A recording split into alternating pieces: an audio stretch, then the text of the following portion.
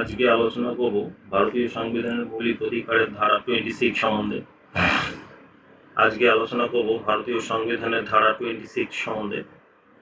বা আর্টিকেল 26। তাতে কি বলা হয়েছে ফ্রিডম টু রিলিজিয়াস ডিনোমিনেশন, অর্থাৎ যে সমস্ত রিলিজিয়াস ডিনোমিনেশন রয়েছে বা ধর্মীয় প্রতিষ্ঠান রয়েছে, সেই ধর্মীয় প্রতিষ্ঠানের যে স্বাধীনতা বা তারা স্বাধীনভাবে যে কাজগুলো করতে পারে, সেই বিষয়গুলির কথা আজকে আলোচনা করা হবে। এখানে কি বলা আছে আর্টিকেল 26-এ? বলা আছে freedom to manage religious affairs subject to public order, morality, health, every religious denomination or any section thereof shall have the rights, অর্থাৎ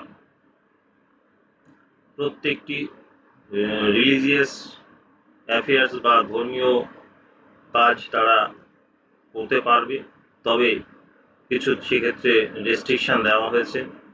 number 1 public order, number 2 morality, number 3 health. এই তিনটি রেস্ট্রিকশন বাদে যে কোনো religious denomination স্বাধীনভাবে তাদের ধর্মীয় কাজ করতে পারবে। এবং সেই কি কি কাজ করতে পারে এখানে 4টি সাব ক্লজে যে বিষয়গুলি বলা হলো, নাম্বার এতে বলা হলো এস্টাবলিশ করতে, অর্থাৎ প্রতিষ্ঠা করতে পারবে এবং পরিচালনা করতে পারবে কিছু ইনস্টিটিউশনকে, অর্থাৎ ধর্মীয় এবং চ্যারিটেবল পারপাসে তারা কিছু প্রতিষ্ঠা করতে পারবে এবং তার পরিচালনা করতে পারবে। অপরদিকে to manage its own affair in matters of religion, অর্থাৎ তাদের নিজেদের ধর্ম সংক্রান্ত কাজকর্ম তারা পরিচালনা করবে। To own and acquire movable and immovable property, অর্থাৎ তারা মুভেবল এবং ইমুভেবল প্রপার্টি ক্রয় করতে পারবে। And to administrate such property in accordance with law, এবং সেই সমস্ত প্রপার্টিসগুলো তারা আইন অনুসারে বা নিয়ম অনুসারে সেগুলোকে পরিচালিত করতে পারবে। এই 4টি যে অধিকারের কথা বলা হলো, এই 4টি অধিকার কোনো ধর্মীয় প্রতিষ্ঠান বা রিলিজিয়াস ডিনোমিনেশনকে প্রদান করা হয়েছে, এবং যেটি ভারতীয় সংবিধান ক্ষেত্রে নিশ্চয়তা দান করেছে। ব্যতিক্রম 3টি রয়েছে, যে ক্ষেত্রে বা রেস্ট্রিকশন 3টি রয়েছে, public order, morality and health.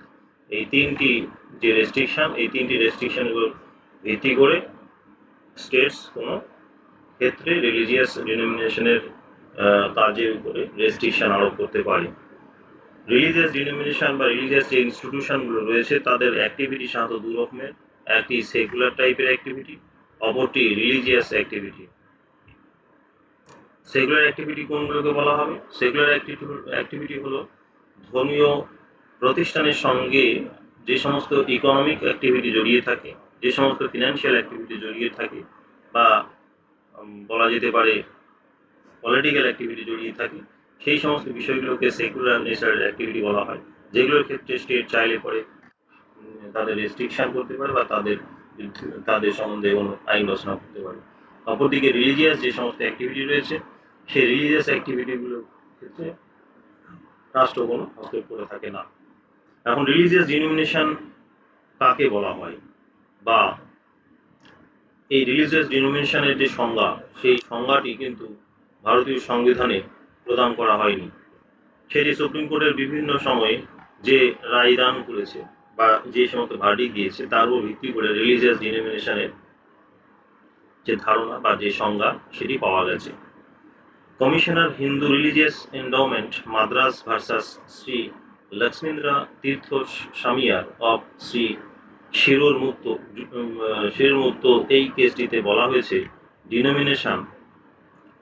denomination is a collection of individuals classed together under the same name, now almost always especially a religious sect or body having a common faith or organization and designated by a distinctive name, অর্থাৎ যে সমস্ত ধর্মীয় সম্প্রদায় বা বডির একটি common faith রয়েছে, একটি সংগঠন রয়েছে এবং একটি নিজস্ব নামে সে পরিচিত, সেই তিনটি ক্যারেক্টার যদি তার থাকে তাহলে তাকে রিলিজিয়াস ডিনোমিনেশন বলা হবে। তাহলে এখানে যদি আমি সেটা ফ্লো অফ চার্টের মাধ্যমে দেখাই, তাহলে দেখা যাচ্ছে রিলিজিয়াস ডিনোমিনেশন হচ্ছে সেই সমস্ত বিষয়গুলির সঙ্গে যুক্ত হবে বা সেই সমস্ত বৈশিষ্ট্যগুলি তার থাকবে। Number 1, believe in doctrine or principal, অর্থাৎ নির্দিষ্ট কোনো ডক্ট্রিন বা প্রিন্সিপালস মেনে তারা ধর্মীয় চর্চা করবে। স্পিরিচুয়াল ওয়েলবিং এর জন্য তারা কাজ করবে এবং তাদের সঙ্গে একাধিক ইন্ডিভিজুয়াল যুক্ত থাকবে এবং all individual belong to common organisation, অর্থাৎ তারা একটি সকলে মিলে একটি সংগঠন প্রতিষ্ঠা করবে এবং তার একটি ডিস্টিংটিভ নাম থাকবে। এবং উদাহরণ হিসেবে বলা যেতে পারে শৈবইজম, সত্যইজম, বৈষ্ণবিজম, স্মার্টিজম প্রভৃতি, এইগুলো একটা করে রিলিজিয়াস ডিনোমিনেশন।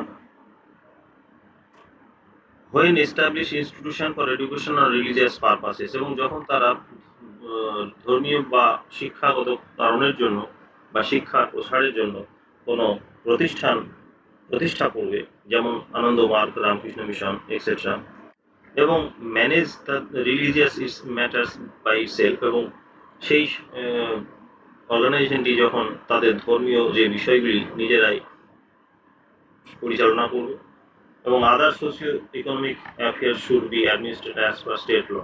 অর্থাৎ এখানে এই যে শৈবইজম, শিখিজম বা বৈষ্ণবিজম বা স্মার্টিজম, এই যে বিভিন্ন সেক্ট বা বডির কথা বলা হলো, যাদের নিজস্ব ডিস্টিংটিভ একটা নেম রয়েছে, যাদের নিজস্ব অর্গানাইজেশন রয়েছে, যাদের কমন ফেথ রয়েছে, সেই সমস্ত বডি বা সেক্টগুলি একটি রিলিজিয়াস ডিনোমিনেশন নামে পরিচিত হয়ে থাকে এবং তারা যখন বিভিন্ন প্রতিষ্ঠা করে, আইদার সেটি এডুকেশনাল হতে পারে, অথবা সেটি রিলিজিয়াস পারপাসে কোনো প্রতিষ্ঠান হতে পারে, বা কোনো ইকোনমিক অ্যাফেয়ার্স সংক্রান্ত কোনো ম্যাটারের সঙ্গে যুক্ত হতে পারে, যখন তারা ধর্ম প্রচারের সঙ্গে অনলি ফর ধর্মের চর্চার বিষয়ে প্রতিষ্ঠা করে থাকে, তখন সেক্ষেত্রে রাষ্ট্র কোনো হস্তক্ষেপ করে থাকে না এবং সেই ম্যাটারগুলো তারা, ধর্মীয় যে ম্যাটার সেগুলো তারা নিজেরাই পরিচালনা করে থাকে।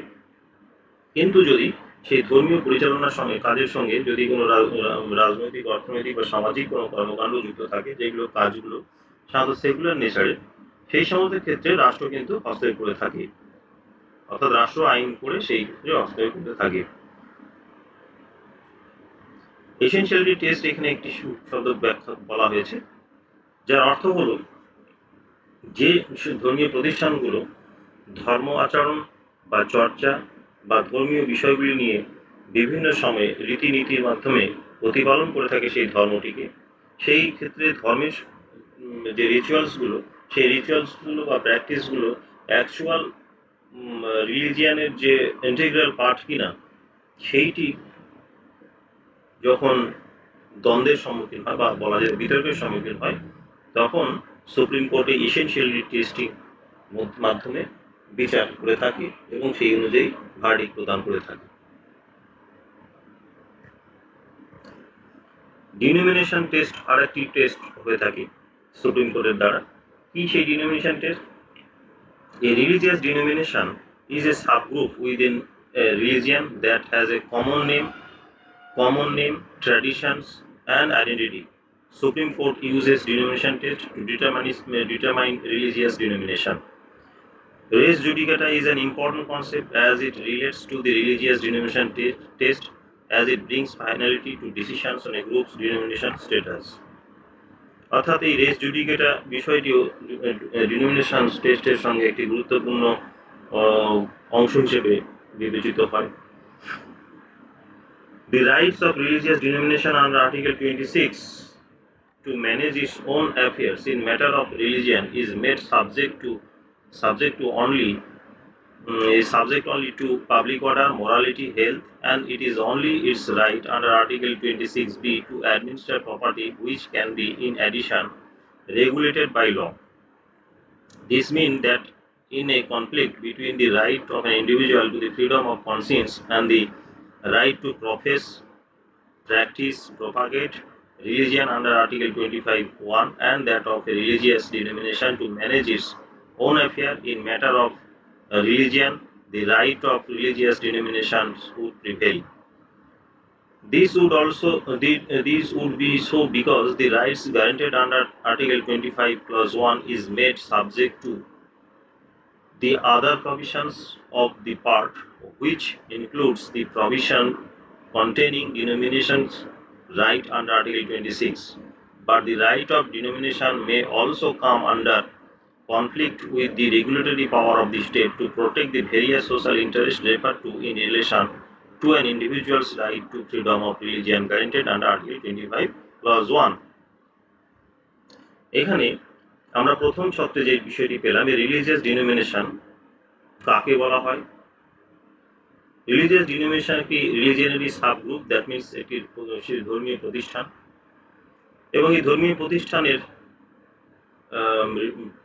প্রতিষ্ঠানটি অ্যাকচুয়ালি রিলিজিয়াস কোনো ধর্মীয় সংগঠন বা ধর্মীয় সেক্ট বা বলা যেতে পারে গ্রুপ, সেটি রিলিজিয়াস ডিনোমিনেশন হিসেবে স্ট্যাটাস পাবে কি পাবে না সেই বিষয়ে ডিনোমিনেশন টেস্টের মাধ্যমে সুপ্রিম কোর্ট সেটি নির্ণয় করে। অর্থাৎ কোনো সেক্ট যদি আবেদন করে যে রিলিজিয়াস ডিনোমিনেশন স্ট্যাটাস প্রাপ্তির জন্য, তাহলে সুপ্রিম কোর্ট এই ডিনোমিনেশন টেস্টটি করে থাকে এবং এই ডিনোমিনেশন টেস্টের মধ্যে দিয়ে যদি মনে হয় যে না তার রিলিজিয়াস ডিনোমিনেশনের স্ট্যাটাস পাওয়ার যোগ্যতা রয়েছে, তাহলে তাকে রিলিজিয়াস ডিনোমিনেশন হিসেবে ঘোষণা করা হয়। অপরদিকে রেস জুডিকেটা যে শব্দটি, সেই রেস জুডিকেটা শব্দটির অর্থ হলো গিয়ে যে রায়টি আগেই হয়ে গেছে, যে কোনো টপিকের উপর একটি রায় যদি হয়ে গিয়ে থাকে তাহলে উক্ত রায়টি বহাল থাকবে, নতুন করে সেই বিষয়ের উপর কোনো রায় ঘোষণা হবে না এবং সেক্ষেত্রে তার উপর ভিত্তি করেই পরবর্তী জাজমেন্টগুলো হবে। এখানে res judicata is an important concept বলা হয়েছে কার ক্ষেত্রে? রিলিজিয়াস ডিনোমিনেশন টেস্টের ক্ষেত্রে। কারণ is bring finality to decisions on a group denomination status, অর্থাৎ কোনো একটি সেক্ট বা গ্রুপ যদি কোনো প্রিভিয়াস কোনো কেসে তার স্ট্যাটাস রিলিজিয়াস ডিনোমিনেশন হিসেবে প্রুভড হয়ে গিয়ে থাকে, তাহলে সেটা পরবর্তীকালে সেই নিয়ে আর নতুন করে কেস করা যেমন যাবে না। অপরদিকে যদি যার ডিনোমিনেশন স্ট্যাটাস প্রাপ্তি ঘটেনি ডিনোমিনেশন টেস্টের মাধ্যমে, তাহলে সেই ডিসিশনটি বহাল থাকবে, পরবর্তীকালে আবার আবেদন করলেও কিন্তু তাকে সেই ডিনোমিনেশন টেস্টের রিলিজিয়াস ডিনোমিনেশনের তকমা বা বলা যেতে পারে সেই রিলিজিয়াস ডিনোমিনেশনের মর্যাদা তাকে দেওয়া হবে না। অর্থাৎ যে রায় হয়েছে সেই রায়কেই বহাল রাখা হবে রেস জুডিকেটার মধ্যে দিয়ে। আর্টিকেল 26 এবং আর্টিকেল 25 এই দুটো বিষয়। আর্টিকেল 26 বলা হয়েছে রাইটস অফ রিলিজিয়াস ডিনোমিনেশনস, অপরদিকে আর্টিকেল 25+1 ইন্ডিভিজুয়ালসদের রিলিজিয়ান বা ধর্মের অধিকারের কথা বলা হয়েছে। অর্থাৎ ব্যক্তি ধর্ম মত প্রকাশ, ধর্ম প্রচার, ধর্মীয় আচরণ প্রতিপালন করা, এগুলো ব্যক্তি হিসেবে সেটিকে অধিকার দেওয়া হয়েছে। অপরদিকে 26 নম্বর ধারাতে ধর্মীয় প্রতিষ্ঠানের অধিকার প্রদান করা হয়েছে। অর্থাৎ ধর্মীয় প্রতিষ্ঠান তাদের নিজস্ব ধর্মীয় কাজ নিজেরা প্রতিপালন করবে, তার সঙ্গে সঙ্গে বিভিন্ন সংযুক্ত আর্থসামাজিক ও রাজনৈতিক কাজকর্ম তারা করতে পারে। তবে সেক্ষেত্রে কিছু কন্ডিশন অবশ্যই স্টেটসের কন্ডিশন রয়েছে, সেই কন্ডিশনগুলো অবশ্যই তাকে মেনে চলতে হবে।